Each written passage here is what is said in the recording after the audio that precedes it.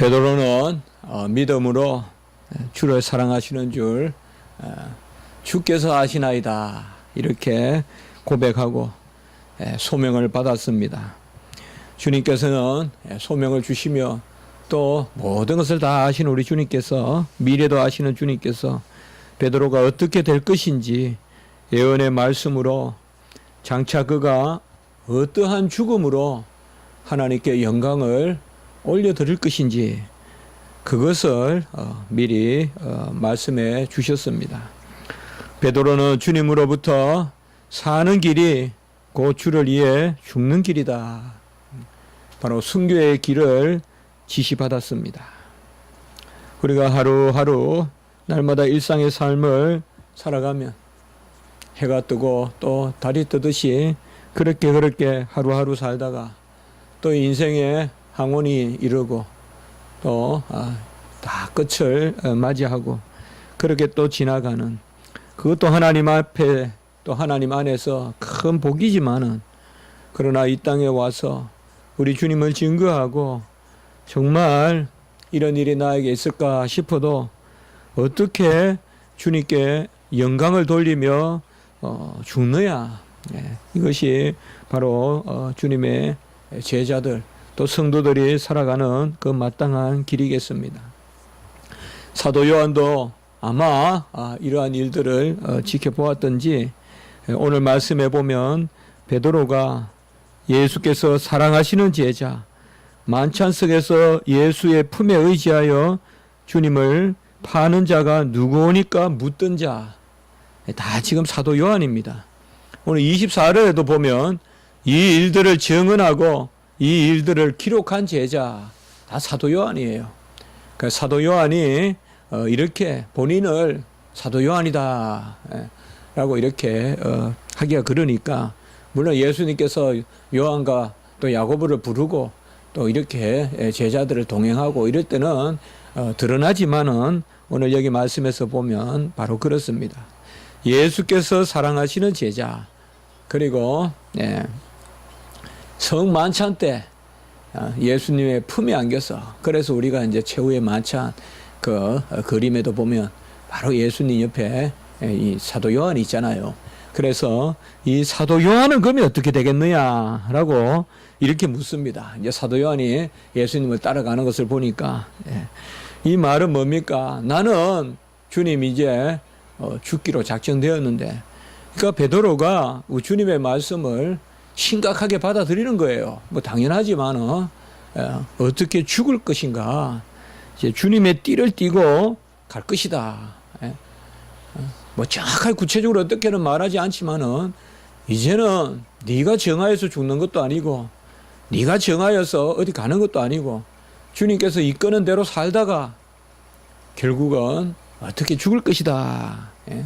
그래서 거꾸로 매달려서 죽을 것, 막 그런 것을 주님께서 손을 벌리고 이제 띠를 띠고 가는 그것을 말씀해 주시니까, 그럼 저 사도 요한은 어떻게 됩니까?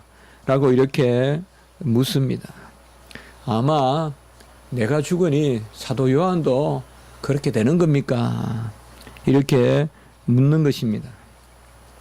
주님의 길은 의논해서 남 따라 무리를 모아서 가는 길이 아닙니다. 세상의 일들은 차곡차곡 지인들을 만들어서 또 무리를 만들어서 세를 불려서 그렇게 하는 거지만은 주님의 일은 그렇게 되는 게 아닙니다. 야곱도 예로운 길을 갔고 요셉도 예로운 길을 갔고 엘리야도 예롭게 헤매고 주의 일을 감당했고 모세도 예로운 삶을 살았고 아브라함도 다 예로운 삶을 살았습니다. 그래서 많은 무리를 모아가지고 정치를 하듯이 그렇게 하지 않았습니다. 하나님은 큰 일을 맡길 때 항상 이렇게 외로운 순간을 주십니다. 달리 말하면 세상으로부터는 분리시키시고 하나님 편으로 끌어당기셔서 준비시키십니다. 다메섹에서 바로 사울을 주님께서 사용하신 것이 아닙니다. 안디옥으로. 주님께서는 다메섹에서 친히 부활하신 주님이 사울에게 나타나셨지만은 다메섹에서 그가 극적으로 도망쳐서 아라비아로 강야로 가게 하시고 거기서 다시 또 다소로 가게 하셨어요. 이런 모습들은 자기 고향으로 돌아가고 이런 모습들은 상당히 여러 가지 애로운 어떤 그런 길이라고 볼 수 있어요.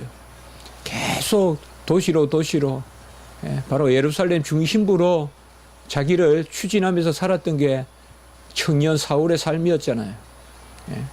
거기에 디아스포라 다소에서 태어나가지고 그 다소에서 이제 예루살렘에까지 진출해서 누가 봐도 율법사의 대표가 되는 그러한 것이 바로 사울이었지 않습니까? 이제 후에 바울이 되는.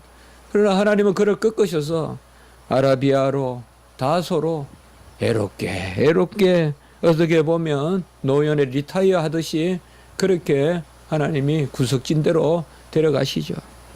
그러나 그게 끝은 아니에요.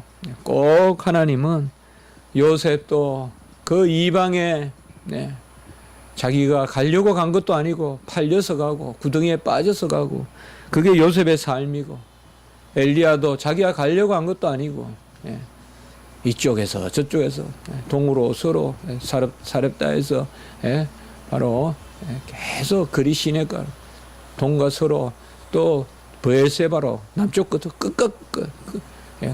끝으로만 다니잖아. 끝으로만. 요단 끝에서 저쪽에 시온 쪽으로 저쪽에 시돈 쪽으로 이렇게 바로 주님은 그겁니다. 네가 상관할 게 뭐냐. 22절에 네가 상관할 게 뭐냐. 사도 요한이 무슨 일을 맡든 말든 22절에 보면 내가 올 때까지 그를 머물게 할지라도 내게 무슨 상관이냐. 이 말은 예수님께서 재림할 때까지 사도 요한은 살아있다고 하더라도 그게 무슨 상관이야 너에게. 자, 이런 말씀이 상당히 중요하게 지금 베드로는 와닿을 거예요. 이 말을 거꾸로 하면 베드로 너는 곧 순교할 것이요. 내가 오기 전에 순교할 것이요. 그런 말씀으로도 들리지만은 그러나 이제 우리가 차후에 보지만은 사도행전이나 누가복음에도 기록되어 있지만은 예수님께서 승천하실 때 바로 그날과 그 시는 모른다고 그렇게 했지 않습니까? 그러니 오늘 이런 말씀은 정확하게 예수님이 올 때까지 살아 계신다 그렇게 해석할 것이 아니라 주님께서 이렇게 대답하신 거예요. 이런 일이 있더라도 너에게 무슨 관계가 있느냐. 너는 신경 쓰지 마라. 너는 바로 나를 따르라. 22절에 후반부에 보면 그렇게 말하고 있습니다. 우리가 인생에서 지혜로운 것은 하늘에 영원한 삶을 준비하는 것입니다. 그것은 이 땅에 두고 가고 남기고 갈 것도 아무것도 없이 하나님께 가져갈 것만 준비하는 것, 그것이 바로 우리 인생이라고 할 것입니다. 우리의 본향은 이곳이 아닙니다. 육신의 고향은 여기에 있고 또 사람들은 다 그것을 그리워하고 그렇게 살지만은 우리 칼빈도 보면 평생 그 불란서를 그리워했어요. 그렇지만은 그러나 이 땅이 본향이 아니죠. 불란서를 그리워하면서 향수에 젖어 있었던 것이 아니라 사도 칼빈은 불란서에 바로 갈릭한 신경, 불란서 신경을 써서 불란서 사람에게 던져주잖아요. 이게 바로 주의 종의 모습이에요. 그래서 향수에 젖어 있는 것이 아니라 그 불란서 땅에 그 향수를 넘어서서 바로 신앙 고백서를 불란서에 바로 그게 바로 칼빈의 모습이 아닙니까? 우리는 이 세상에서 살아갈 때 오직 주님의 품에 들고 영원히 부활의 삶을 사는 그러한 소망만을 가지고 하나님 앞에 나아가는 것입니다. 우리는 주님과 대면해야 되는 그러한 삶을 살아야 됩니다. 이제 오늘 마지막으로 이 요한복음을 우리가 살펴보고 있는데요. 요한복음은 제가 누누이 말씀을 드렸죠. 저도 이번에 이 요한복음을 이렇게 말씀을 살피면서 더 절실하게 깨달은 것은 가장 신학적이면서도 가장 심오하면서도 어떻게 보면 가장 아주 정교한 그런 하나님의 진리를 전하면서도 요한복음에는 사람의 이야기들이 나온다 이거죠. 사람의 이야기들이 나온다. 사마리아 여인을 만나주시는 우리 주님, 또 니고데모와 만나서 3장은 니고데모와 만나서 부활에 대해서 가르쳐 주시고, 사마리아 여인을 또 만나서 바로 무엇이 성령과 진리로 예배 드리는 것인가 그것을 알려주시고, 마르지 않는 생수의 근원이 되시는 그리스도 메시아, 내가 메시아를 보았다라고 하는 그 메시아를 드러내시고, 38년 된 병자를 또한 주님이 찾아가 고치시고, 실로암의 그 소경을 또한 고치시고, 죽은 나사로를 살리시고, 바로 주님께서 하나하나 찾아가셔서 1대1로 대면해서 주의 일을 이루십니다. 많은 사람이 웅성웅성한다고 주의 일이 되는 것이 아닙니다. 주의 성도, 주의 일꾼들은 은밀하게 외롭게 주님을 만나는 그 시간이 가장 귀한 시간인 줄 알고 준비하고, 그러면 엘리야 같이 강야를 떠돌아 다녀도 사마리아 성에 나타나면 나라가 떠는, 벌벌 떠는, 아합도 떨고 이스마엘도 어찌할 줄 모르는 그것이 바로 엘리야의 모습이지 않습니까? 하나님을 대면해야 됩니다. 왜 한국 교회가 이렇게 능력이 없습니까? 왜 주의 종들이 시들시들합니까? 1대1로 주님을 대면하는 삶을 살지 아니하고 삶에 갇혀버리고, 주의 종이 계속 집안 일에 신경 쓰고 종일 집안 일에 신경 쓰고, 이런 것들은 다 그릇된 것이에요. 다시금 목자상을 회복해야 돼요. 주의 종은 주를 위해 바친 나실인이네요. 자나깨나 교회를 생각해야 돼요. 자나깨나 주의 일을 생각해야 돼요. 주님은 1대1로 대면하는 삶이 없어요. 너무 일상 속에 매몰되어 있어요. 하루하루의 삶이, 주의 종의 삶이 그런 것입니다. 요한복음이 우리를 깨닫게 해주는 것은 바로 주님을 만나고 주님 안에 나를 절대적으로 세워라. 같이 하겠습니다. 주님 앞에 절대적인 관계, 상대적인 관계가 아니라 절대적인 관계를 회복해라. 저도 항상 이 생각을 많이 합니다. 신학교 들어가기 전에는 정말 강에 모래 하나도 안 되는 제 신앙, 제가 뭐가 있습니까? 그래서 나중에 신학교 가고 목사가 되고 그렇게만 되면 아주 신앙생활 잘할 줄 알았어요. 100배로 할 줄 알았어요. 100배로 기도하고 1000배로 말씀 보낼 줄 알았어요. 정말. 그러나 신학교 가서 2년 3년 지나다 보니까 자꾸 더 상대적인 관계가 돼요. 이거 우리가 떨쳐버려야 돼요. 이 정도 하면 됐지라고 하면서 사람과 비교하고 말이죠. 이게 상대적인 관계잖아요. 요한복음은 우리에게 무엇을 가르쳐 주느냐?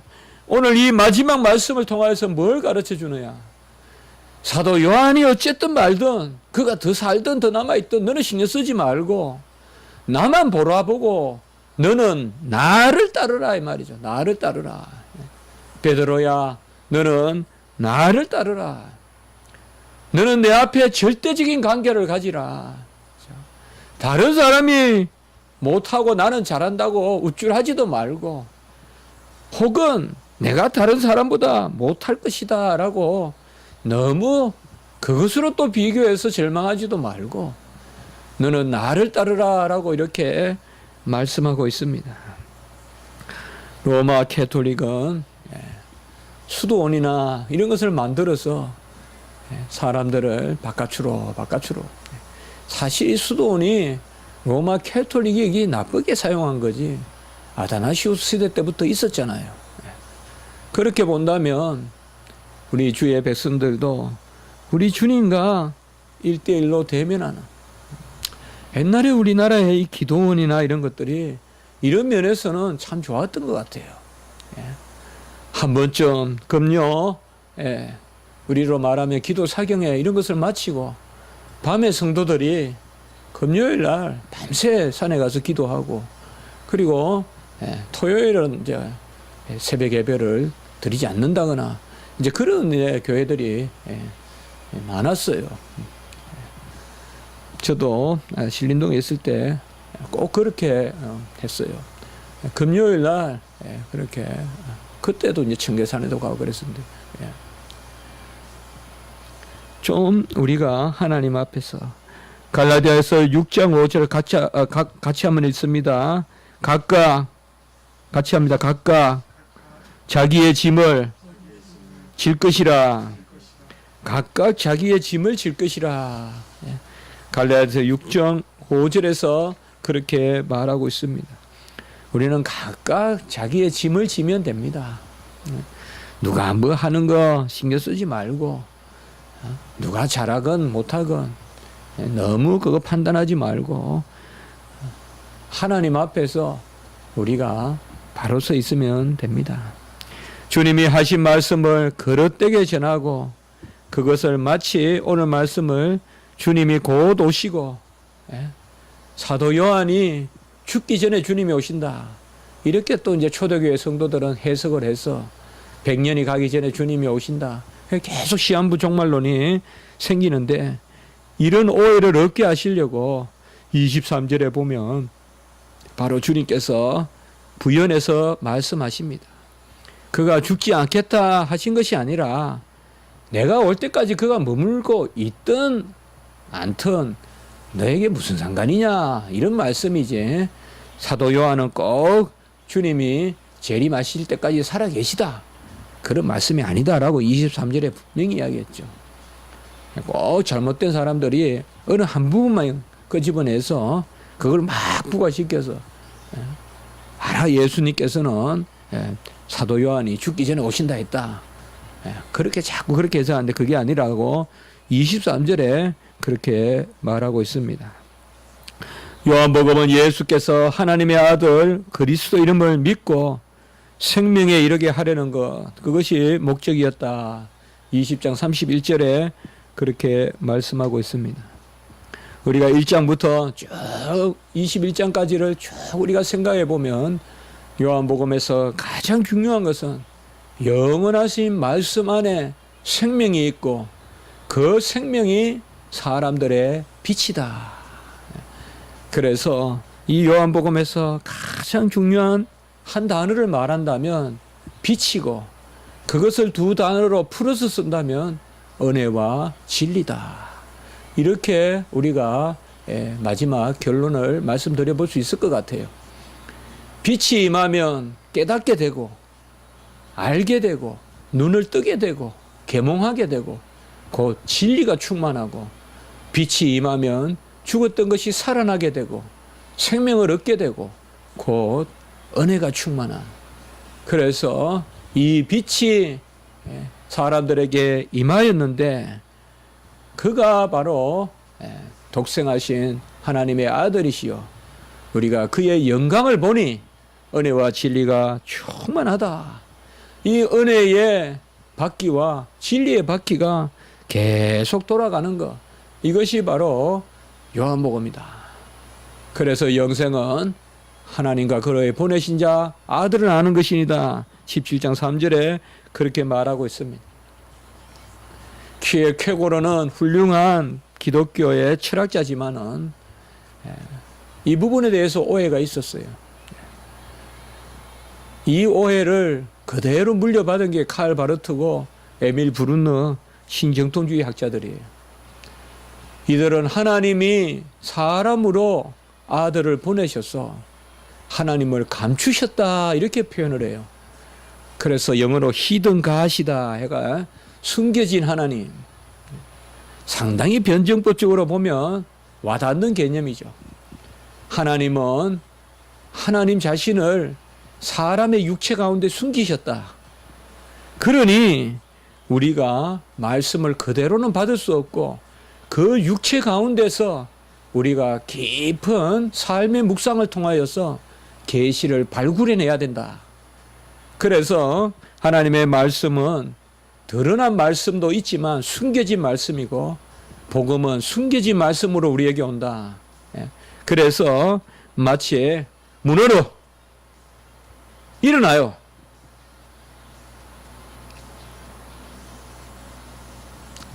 바로 주님은 숨겨진 하나님이 아니라 바로 감추어진 하나님이 아니라 빛의 하나님이시다. 빛의 하나님이시다. 그래서 신정통주의자들이나 철학자들은 감추어진 하나님이나 숨겨진 하나님이나 그래서 변증법 쪽으로 뭔가 우리가 풀어가야 되고 그것이 아닙니다. 바로 하나님은 우리에게 빛으로 말씀했습니다. 이게 알미니안주의와 우리 칼빈주의의 차이입니다. 알미니안주의는 빛을 알려면 어둠을 알아야 되고 어둠이 없는 게 빛이고 이렇게 말하지만 우리 개혁주의는 빛이 있으면 그게 빛이고 그게 우리 개혁주의입니다. 미묘한 이야기지만은 중요한 말씀입니다. 우리는 계시를 그저 빛으로 받는 것입니다. 따져서 받는 것이 아니라 그 배면을 봐서 아는 것이 아니라 우리는 그저 빛을 빛으로 받는 것입니다. 이것이 바로 요한복음의 가장 중요한 주제입니다. 빛으로 이 땅에 오시고 그 빛을 우리가 영접하면 구원을 얻고 그 빛이 바로 주님이 이 땅에 오신 내가 빛이요 길이요 진리요 생명이요 부활이요 영원한 생명이라는 것을 우리에게 말씀해 주고 계시는 것입니다. 요한복음은 빛이 되시는 주님을 우리가 영접하게 하는 그 말씀입니다. 주님께서 우리에게 찾아오시고 어떤 인생의 철학도 다 파하시고 주님께서 친히 빛으로 이 땅에 오신 것입니다. 오늘날 너무 말씀을 멀리하는 것도 문제지만 너무 말씀을 인본적으로 변정법적으로 이렇게 해석해내는 것도 문제입니다. 부족한 종은 요한복음 말씀을 이렇게 증거하면서 정말 요한복음 말씀은 전면에 우리 앞에 툭 서 있는 그런 말씀이다. 저 뒤에 감추인 그런 보화라기보다는 그 감추인 보화이신 우리 주님을 전면에 내세우는 것이다. 사마리아 여인을 찾아가서 그 보화를 알려주시고 38년 된 병자에게 알려주시고 그리고 니고데모에게 알려주시고 우리는 이 빛 되신 주님, 진리 되신 주님, 바로 생명 되신 주님을 만나는 것. 특별히 이 요한복음에는 14장에서 16장까지 보혜사 성령에 대해서 말씀해 주신다는 것 우리가 많이 생각했습니다. 이 보혜사 성령은 임마누엘의 영이요 진리의 영이요 또 무엇이든 주님의 이름으로 구하면 주님이 친히 행하시는 이제 성도의 유일한 능력이 되는 담대함이 되는 그 역사를 우리에게 말씀해 주고 있습니다. 그 성령을 우리에게 부어주신다. 마가 다락방에 그 귀한 말씀을 요한복음은 담고 있고 17장에는 대제사장의 기도를 담고 있습니다. 주님께서 우리를 위하여 지금도 보좌 우편에서 기도하시는데 그 기도를 이미 이 땅에서 보여주신 것입니다. 그것이 요한복음 17장입니다. 이 대제사장적 기도의 가장 큰 주제는 아버지와 내가 하나인 것과 같이 저들도 우리와 하나 되게 하소서. 바로 예수 그리스도와의 연합을 통하여서 하나님과 하나가 되는 그 성도의 영광에 대해서 우리에게 전해주고 있습니다. 그리고 요한복음의 가장 우리에게 또한 인상 깊게 남는 것은 19장 30절에 다 이루셨다. 이 말씀을 다 이루셨다. 이것을 선포하고 있습니다. 그리고 부활하신 주님이 우리가 최근 몇 주간 통해서 봤지만은 20장과 21장 오늘 말씀을 통하여서 부활하신 주님이 막달라 마리아에게 제자들에게 3번이나 나타나시고 부활하신 주님이 나타나셔서 친히 부활의 증인을 삼아 주시는 이것이 어떤 복음서보다도 또한 중요하게 다루어지고 있고 그리고 부활하신 주님이 나타나셔서 오직 요한복음에서만 베드로에게 바로 소명을 주시는 이 말씀을 우리가 지난주까지 살펴본 것입니다.